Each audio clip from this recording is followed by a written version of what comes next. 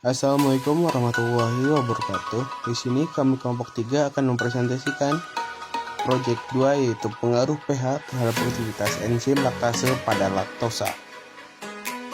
Dan ini adalah anggota kelompok kami. Yang pertama adalah latar belakang. Laktase adalah enzim pencernaan yang mengkatalisis pemecahan laktosa, gula yang ditemukan dalam susu.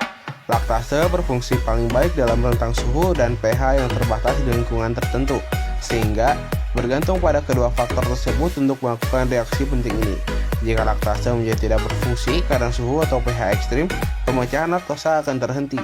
Ketika kerusakan ini berhenti di tubuh manusia karena laktase tidak mencukupi atau tidak efektif, akibatnya adalah intoleransi laktosa.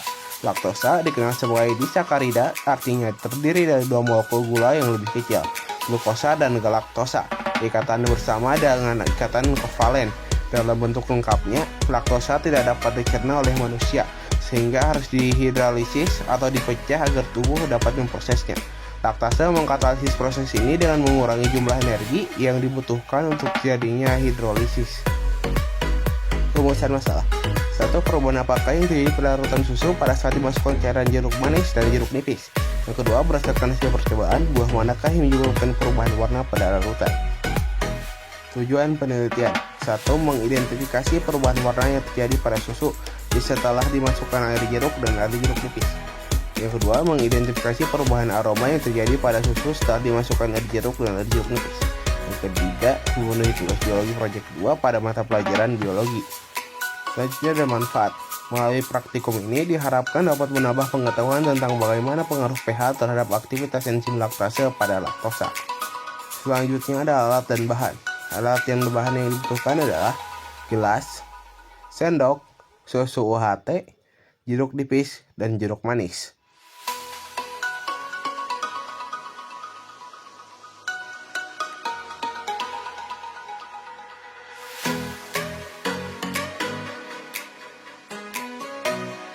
Langkah pertama, tuangkan susu UHT ke dalam gelas. Tuangkan pada dua gelas yang berbeda dengan volume yang sama banyak. Selanjutnya, potong jeruk nipis menjadi dua bagian, dan potong juga jeruk manis menjadi dua bagian. Peras jeruk yang telah dipotong lalu tuangkan pada dua mangkuk yang berbeda.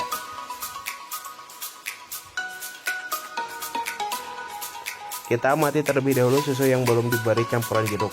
Terlihat masih putih dan rasanya masih hambar. Setelah itu, tuangkan perasan jeruk nipis dan juga perasan jeruk manis pada masing-masing gelas yang berisi susu. Aduk hingga rata. Dan kita amati kembali susu yang sudah dicampurkan dengan jeruk.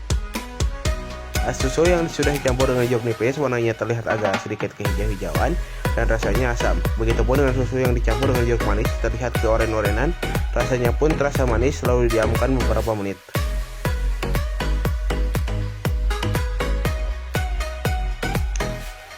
Nah, inilah hasilnya. Kita coba mati lagi. Dan ternyata gelas dengan jeruk manis masih tetap sama dan tetap manis, sementara gelas dengan jeruk nipis terlihat kental dan sedikit menggumpal. Begitupun dengan rasanya asam dan agak kepahit-pahitan. Kesimpulan, air susu merupakan zat koloid dan air jeruk merupakan zat elektrolit. Air susu yang mengandung protein mengalami perubahan karena mendapat pengaruh dari asam atau air jeruk. Terjadi perubahan dari segi rasa di mana air susu yang semula memiliki rasa manis menjadi agak asam saat dicampurkan air jeruk. Susu yang ditambahkan jeruk nipis akan mengalami perubahan baik secara fisik maupun kimiawi.